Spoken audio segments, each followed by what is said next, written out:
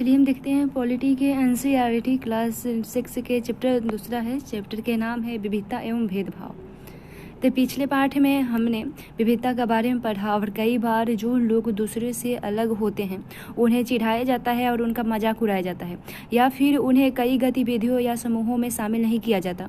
अगर हमारे दोस्त या दूसरे लोग हमारे साथ ऐसा व्यवहार करें तो हमें दुख होता है, गुस्सा भी आता है और हम असहाय महसूस करते हैं। क्या आपने कभी सोचा है कि ऐसा क्यों होता है? इस पाठ में हम यह समझने की कोशिश करेंगे कि ऐसे अनुभव हमारे समाज से और हमारे आसपास मौजूद असमानताओं से कैसे जुड़े हुए हैं। तो हम क्या है और कैसे हैं यह कई चीज़ों पर निर्भर करता है। और हम कैसे रहते हैं, कौन सी भाषा बोलते हैं, क्या खाते हैं, क्या पहनते हैं और कौन से खेल खेलते हैं और कौन से उत्सव मनाते हैं, इन सब पर हमारे रहने की जगह के भूगोल और उनके इतिहास का असर पड़ता है। और अगर आप संक्षेप में ही निम्नलिखित बिंदुओं पर ध्यान दें तो यह अंदाज़ा लग जाएगा कि भारत कितनी विविधता वाला देश है। संसार में 8 मुख्य धर्म हैं और भारत में उन 8 धर्मों के अनुयायी यानी मानने वाले रहते हैं और यहाँ 1600 से ज़्यादा भाषा बोली जाती है और जो लोगों की मातृभाषा है और यहाँ 100 से भी ज़्यादा तरह के नृत्य किए जाते हैं। यह विविधता हमेशा खुश होने का कारण नहीं बनती। हम उन लोगों के साथ सुरक्षित एवं आश्वस्त महसूस करते हैं जो हमारी तरह दिखते हैं, बात करते हैं, कपड़े पहनते हैं और हमारी तरह सोचते हैं। कभी कभी जब हम ऐसे लोगों से मिलते हैं जो हमसे बहुत भिन्न होते हैं तो हमें वे बहुत अजीब और अपरिचित लग सकते हैं। कई बार हम समझ ही नहीं पाते कि जान ही नहीं पाते कि वे हमसे अलग क्यों हैं और लोग अपने से अलग दिखने वाले के बारे में खास तरह की राय बना लेते हैं। एक पूर्वाग्रह है कि उन कथनों को देखिए जो आपको ग्रामीण और शहरी लोगों के बारे में सही लगे और जिन कथनों से आप सहमत हैं और उन पर निशान लगाइए। क्या आपके दिमाग में ग्रामीण या शहरी लोगों को लेकर किसी भी प्रकार के पूर्वाग्रह है? क्या दूसरे लोगों के दिमाग में ये भी पूर्वाग्रह है? लोगों के दिमाग में ये पूर्वाग्रह क्यों होते हैं और जिन पूर्वाग्रहों के आपने अपने आसपास महसूस किया उन्हीं की एक सूची बनाई और ये पूर्वाग्रह लोगों के व्यवहार को कैसे प्रभावित करता है। जैसे ग्रामीण लोग आधे से ज़्यादा भारतीय गांवों में रहते हैं और गांवों के लोग आधुनिक औद्योगिक का इस्तेमाल करना पसंद नहीं करते और फसल की बुआई और कटाई के समय परिवार के लोग खेतों में 12 से 14 घंटे तक काम करते हैं और ग्रामीण लोग काम की तलाश में शहरों की ओर स्थानांतरण करने को बाध्य होते हैं। शहर लोगों के बारे में देखें तो शहरी जीवन बड़ा आसान होता है और यहाँ के लोग बिगड़े हुए और आलसी होते हैं और शहरों में लोग अपने परिवार के सदस्य के साथ बहुत कम समय बिताते हैं और शहरी लोग केवल पैसे के लिए चिंता करते हैं, लोगों के नहीं। और शहरों में रहना बहुत महंगा पड़ता है। लोगों की कमाई का एक बहुत बड़ा हिस्सा किराए और आने जाने में ही खर्च हो जाता है। इनमें से कुछ कथन ग्रामीण लोगों को अज्ञानी की तरह देखते हैं जबकि शहर में रहने वाले लोगों को आलसी एवं सिर्फ पैसे से सरोकार रखने वालों की तरह देखते हैं। जब हम किसी के बारे में पहले से कोई राय बना लेते हैं और उसे हम अपने दिमाग में बैठा लेते हैं तो वह पूर्वाग्रह एक रूप ले लेती है। ज़्यादातर यह राय नकारात्मक होती है जैसे कि कथनों में दिया गया है, लोगों को आलसी या कंजूस मानने ये वाली पूर्वाग्रह। जब हम यह सोचते हैं कि किसी काम को करने का कोई एक तरीका ही सबसे अच्छा और सही है तो हम अक्सर दूसरों की इज्जत नहीं कर पाते हैं तो उसी काम को दूसरी तरह से करना पसंद करते हैं। उदाहरण के लिए अगर हम सोचें कि अंग्रेजी सबसे अच्छी भाषा है और दूसरी भाषा महत्वपूर्ण नहीं है तो हम अन्य भाषाओं को बहुत नकारात्मक रूप से देखेंगे और परिणाम स्वरूप हम उन लोगों की शायद इज्जत नहीं कर पाएंगे जो अंग्रेजी के अलावा अन्य भाषा बोलते हैं। और हम कई चीज़ों के बारे में पूर्वाग्रह हो सकते हैं हम कई चीज़ों के बारे में पूर्वाग्रह हो सकते हैं। लोगों के धार्मिक विश्वास के में और उनकी चमड़ी का रंग और जिस क्षेत्र से वे आते हैं, जिस तरह से वो बोलते हैं और जैसे कपड़े वो पहनते इत्यादि। और अक्सर दूसरों के बारे में बनाए गए हमारे पूर्वाग्रह इतनी पक्के होते हैं कि हम उनसे दोस्ती करना नहीं चाहते और हम इस वजह से कई बार हमारा व्यवहार ऐसा होता है कि हम उन्हें दुख पहुंचाते हैं। लड़के और लड़की में भेदभाव देखें तो समाज में लड़के और लड़कियों के कई तरह के भेदभाव किए जाते हैं। अब हम सभी इस भेदभाव से परिचित हैं। एक लड़का या लड़की होने का अर्थ क्या होता है? आप में से कई लोग कहेंगे कि हम लड़के या लड़की की तरह जन्म लेते हैं, और यह तो ऐसे ही होता है। इसमें सोचने वाली बात क्या है? आइए देखें कि क्या सच्चाई यही है। तो नीचे दिए गए कथन की सूची में तालिका को भरिए और उनमें उत्तर के कारणों को सोचिए। ये बहुत ही सुशील है और उनका बात करने का तरीका बड़ा सौम्य और मधुर है, और शारीरिक रूप में बलिष्ठ है, और वे शरारती है, वे नृत्य करने और चित्रकारी में निपुण है, वे रोते हैं नहीं और वे उद्यमी हैं, वे खेलने में निपुण है और वे खाना पकाने में निपुण है, वे भावुक है इत्यादि। और यहाँ लोग तरह तरह की बातें कर सकते हैं, जैसे यहाँ पेपरों में भी दिया गया है। और उसके बाद यहाँ ऊपर के चित्रों को जो बच्चे हैं उन्हें पहले विकलांग कहा जाता था, और इस शब्द को बदल कर आज उनके लिए जो शब्द प्रयोग किए जाते हैं वे खास ज़रूरतों वाले बच्चे, और उनके बारे में लोगों के पूर्वाग्रहों को यह बड़े अक्षरों से दिया गया है, और साथ में उनकी अपनी भावना और विचार भी दिए गए हैं। ये बच्चे अपने से जुड़ी रूढ़िबद्ध धारणाओं के बारे में क्या कह रहे हैं और क्यों, इस पर चर्चा कीजिए। और आपकी राय में क्या खास जरूरी वाले बच्चों को सामान्य स्कूलों में जाना चाहिए या उनके लिए अलग स्कूल होनी चाहिए? और अपने जवाब के पक्ष में तर्क दीजिए। अगर हम इस कथन को लेके वे रोते नहीं और वे रोते नहीं, तो आप देखेंगे कि यह गुण आमतौर पर लड़कों या पुरुषों के साथ जोड़ा जाता है। और बचपन में जब लड़कों के गिरे जाने पर चोट लगती है तो माता पिता एवं परिवार के अन्य सदस्य अक्सर यह कह कर चुप कराते हैं कि रो मत, तुम तो लड़के हो। लड़के बहादुर होते हैं और रोते नहीं। जैसे जैसे बच्चे बड़े होते जाते हैं वे यह विश्वास करने लगते हैं कि वे लड़के रोते नहीं हैं, और यहाँ तक कि अगर किसी लड़के को रोना आए तो भी वह अपने आप को रोक लेता है।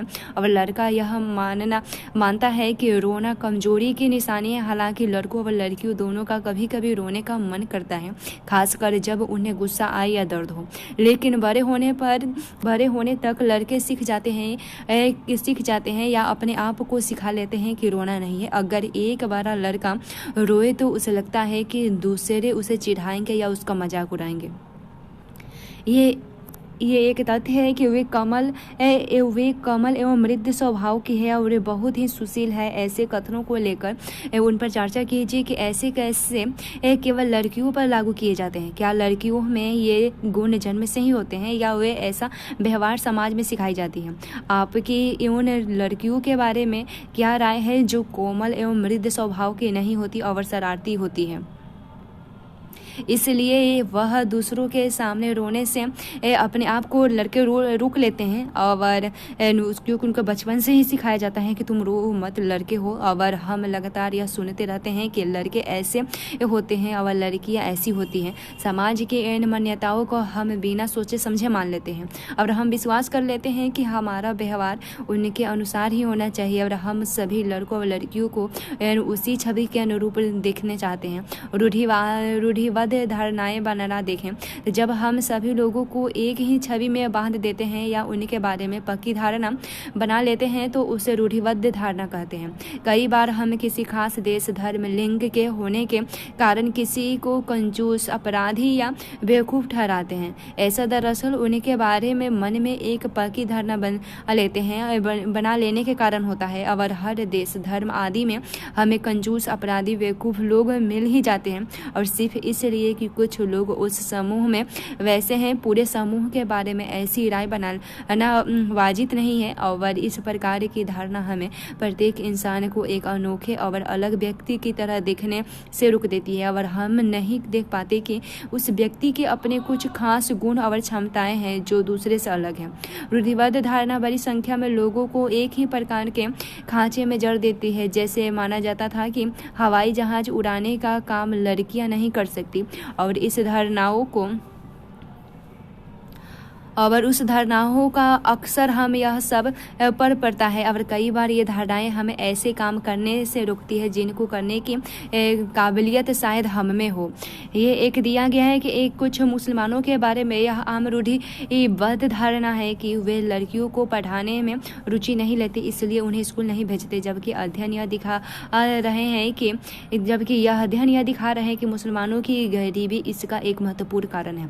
गरीबी की वजह से वे लड़कियों को स्कूल नहीं भेज पाते या स्कूल से जल्दी निकाल लेते हैं, और जहाँ पर भी गरीबों तक शिक्षा पहुँचने के प्रयास किए गए हैं वहाँ मुस्लिम समुदाय के लोगों ने अपनी लड़कियों को स्कूल भेजने में रुचि दिखाई है। और उदाहरण के तौर पर केरल में स्कूल प्रायः घर के पास है और सरकारी बस की सुविधा बहुत अच्छी है, जिससे ग्रामीण क्षेत्रों में शिक्षकों को स्कूल पहुंचने में मदद मिलती है और उनके 60% से ज़्यादा महिला शिक्षक हैं।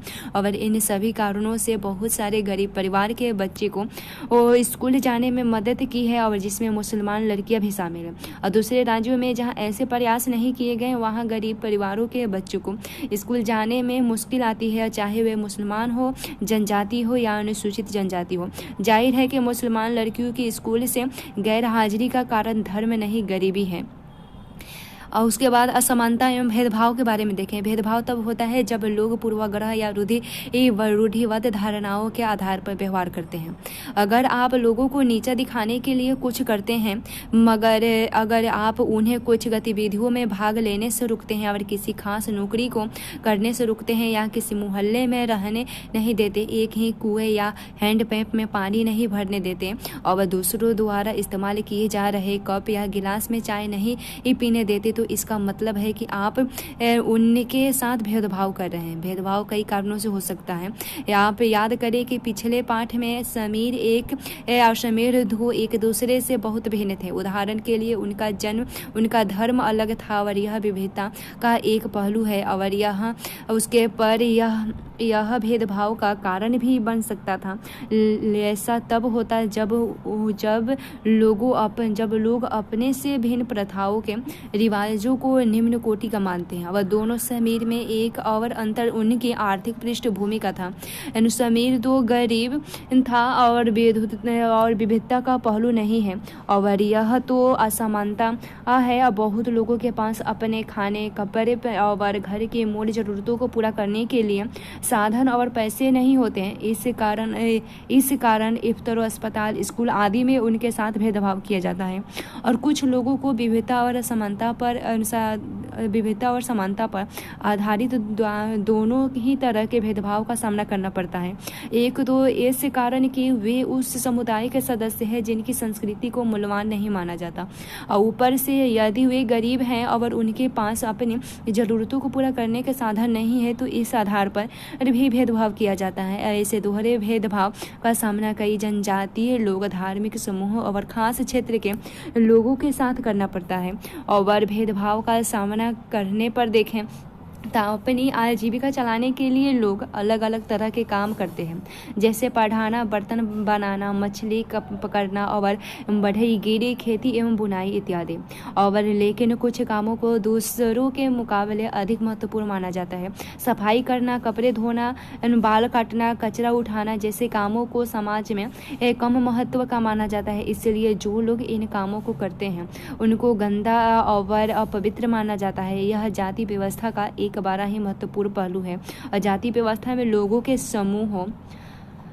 के समूहों को एक तरह की सीढ़ी के रूप में रखा गया है, जिसमें एक जाति दूसरी जाति के ऊपर या नीचे थी, और जिन्होंने अपने आप को इस पीढ़ी में सबसे ऊपर रखा उन्होंने अपने को ऊंची जाति का और उत्कृष्ट कहा, और जिस समूहों को इस सीढ़ी के तले में रखा गया उनको अछूत और अयोग्य कहा गया। जाति प्रथा के नियम एकदम निश्चित है और इन अछूतों को दिए गए काम के अलावा और कोई काम करने की इजाज़त नहीं थी। उदाहरण के लिए समूहों को सिर्फ कचरा उठाने और मरे हुए जानवरों के गांव से हटाने की इजाज़त थी, और उन्हें ऊंची जाति के लोगों के घर में घुसने, गांव के कुएं में पानी लेने और यहाँ तक के मंदिर में घुसने की भी इजाज़त नहीं थी। उनके बच्चे दूसरी जाति के बच्चों के साथ स्कूल में बैठ नहीं सकते थे और इस तरह ऊंची जाति के लोगों को जो अधिकार हासिल था उससे उन्होंने तथा कथित अछूतों को वंचित रखा। और अगले पृष्ठ पर हम यह देखेंगे कि कैसे भारत की एक मशहूर हस्ती को भेदभाव का सामना करना पड़ा। और यह भाग हमें यह समझने में मदद करेगा कि जैसे जाति के तरह बहुत बड़ी संख्या में लोग भेदभाव के शिकार हुए हैं। भारत के एक महान नेता डॉक्टर भीमराव अंबेडकर ने जाति व्यवस्था पर आधारित भेदभाव के अपने अनुभवों के बारे में लिखा। और यह अनुभव उन्होंने 1901 में हुआ जब वे केवल 9 साल के थे और वे महाराष्ट्र में एक कोरेगांव में अपने भाइयों के साथ पिता से मिलने गए थे। और उन्होंने लिखा कि बड़ी देर हमें इंतज़ार किया और पर कोई नहीं आया। 1 घंटा बीत गया तो स्टेशन मास्टर पूछने आया और उन्होंने हमसे हमारे टिकट मांगे तो हमने दिखा दिया। और उन्होंने पूछा कि ये हम वहाँ क्यों रुके हुए हैं। तो हमने बताया कि हमें कोरेगांव जाना है और हम पिताजी या उनके नौकर के आने का इंतज़ार कर रहे थे। और लेकिन दोनों में से कोई भी नहीं पहुँच पाया था और हमें पता नहीं था कि कोरेगांव कैसे पहुँचते हैं। और हमने बहुत अच्छे कपड़े पहन रखे थे। हमारे कपड़े और बोली से कोई भी यह अंदाज नहीं लगा सकता था कि हम अछूतों के बच्चे थे। और निश्चित ही स्टेशन मास्टर को यह पता लग गया कि ब्राह्मण बच्चे हैं और हम उन्हें लगा कि हम ब्राह्मण बच्चे हैं। और वे हमारी मुश्किलों को देखकर बहुत परेशान हुए जैसे ही हिंदुओं में होता ही है। और स्टेशन मास्टर ने हमसे पूछा कि हम कौन हैं। बिना एक पल भी सोचे मेरे मुंह से निकल गया कि हम महार हैं। और उनको एकदम से धक्का लगा और वे चौकंबे हो गए और उनके चेहरे पर अचानक परिवर्तन हुआ। हमने देख लिया कि एक अजीब सी घृणा की भावना उन पर हावी हो गई। और उन्होंने जैसे ही मेरा आवाज़ सुना वे अपने कमरे से वापस चले गए और हम वहीं के वहीं खड़े रह गए। अब 15-20 मिनट बीत गए। सूरज बिल्कुल छिप गया था। पिताजी आए नहीं थे और न ही उनके नौकर। और अब स्टेशन मास्टर भी हमें छोड़कर चले गए थे। हम काफ़ी घबराए हुए थे। अब यात्रा के शुरू में जो खुशी और उत्साह की भावना थी उसकी जगह पर अत्यधिक उदासी ने ले ली थी। और आधे घंटे के बाद स्टेशन मास्टर लौट कर आए तो पूछा कि हम क्या करने की सोच रहे हैं। और हमें कहा कि अगर हमें किराए पर एक बैलगाड़ी मिल जाए तो हम कोरेगांव जा सकते थे। अगर कोरेगांव ज़्यादा दूर नहीं है तो हम फौरन निकलना चाहते थे। वहाँ किराए पर कई बैलगाड़ियाँ चल रही थी। लेकिन मैंने स्टेशन मास्टर को जो जवाब दिया था कि हम महार हैं उसको पता सबको चल गया था। और कोई भी गाड़ीवान अछूत वर्ग की सवारी को ले जाकर अपने आप को गंदा या नीचा नहीं बनाना चाहता था। और हम दुगुनी किराया देने को तैयार थे। पर हमें एहसास हुआ कि यह बात पैसे की नहीं हो सकती। स्टेशन मास्टर जो हमारे लिए गाड़ीवानों से मोल तोल कर रहे थे चुपचाप खड़े हो गए और समझ नहीं आ रहा था कि क्या करें। और कल्पना करें कि यह कितना मुश्किल होगा अगर लोगों को एक जगह से दूसरी जगह जाने ना दिया जाए। और यह कितना अपमानजनक और दुखदाई होगा अगर लोग आपस से दूर दूर रहे और आपको छूने से मना करें और आपको पानी न पीने दे। यह छोटी सी घटना दिखाती है कि कैसे गाड़ी से एक से दूसरी जगह जाने के साधारण काम की सुविधा भी इन बच्चों के पास नहीं थी जबकि वे पैसा दे सकते थे। और स्टेशन के सभी गाड़ी वालों ने बच्चों को ले जाने से मना कर दिया था। उन्होंने बच्चों के साथ भेदभाव भरा व्यवहार किया। और इस कहानी से बिल्कुल साफ है कि जाति पर आधारित भेदभाव न केवल दलितों को कई गतिविधियों से वंचित रखता है बल्कि वह उन्हें आदर और सम्मान भी नहीं मिलते जो दूसरों को मिलता है। यहाँ प्रश्न है कि बच्चे पैसे देने को तैयार थे, फिर भी गाड़ीवान ने उन्हें ले जाने से मना क्यों किया और मना कर दिया क्यों? और स्टेशन पर लोगों ने अंबेडकर और उनके भाइयों के साथ कैसा भेदभाव किया?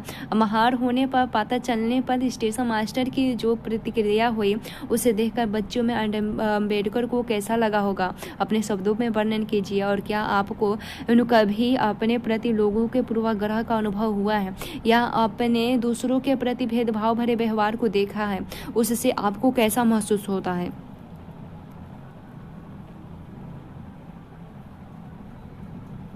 और रूढ़िबद्ध धारणाओं एवं भेदभाव में क्या अंतर है, इसको लिखिए। और आपके अनुसार जिस व्यक्ति के साथ भेदभाव होता है उसे कैसा महसूस होता है? और है दलित वह शब्द है जो नीचे कही जाने वाली जाति के लोग अपनी पहचान के रूप में इस्तेमाल करते हैं और वे इस शब्द को अछूत से ज़्यादा पसंद करते हैं। दलित का मतलब है जिन्हें दबाया गया और कुचला गया। और दलितों के अनुसार यह शब्द दर्शाता है कि कैसे सामाजिक पूर्वाग्रह और भेदभाव ने दलित लोगों को दबा कर रखा और सरकार ऐसे लोगों को अनुसूचित जाति के वर्ग में रखती है।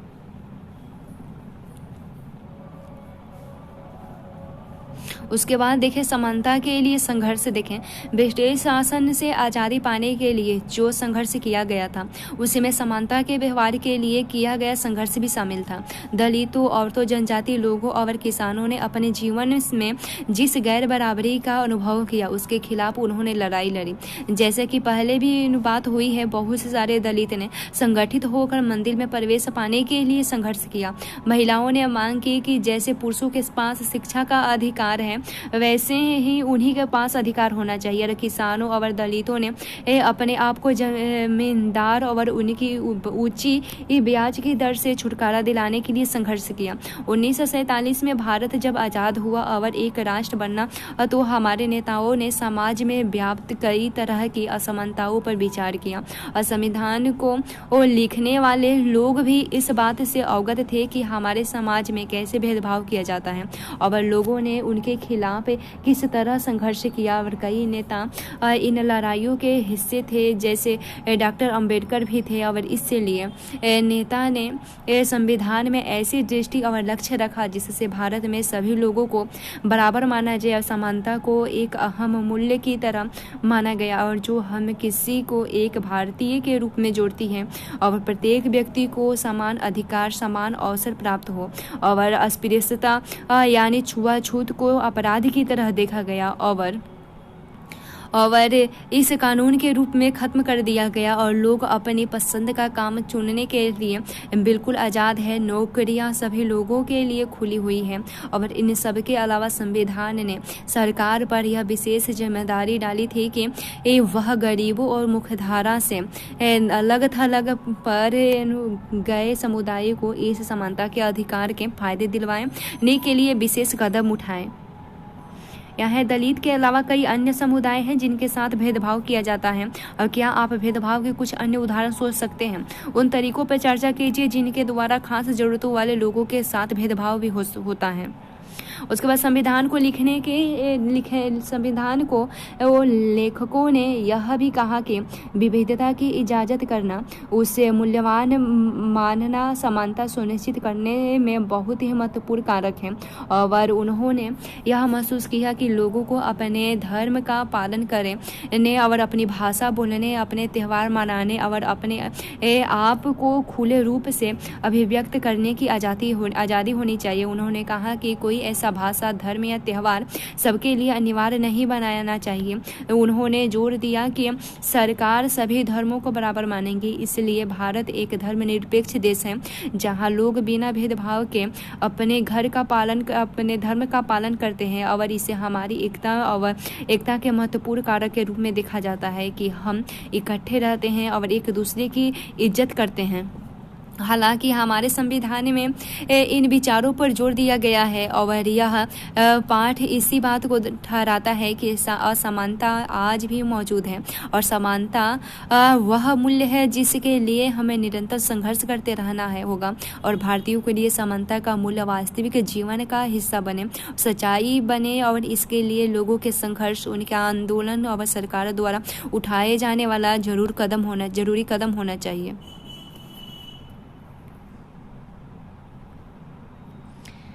ये भारतीय संविधान की उद्देशिका है यानी प्रस्तावना है।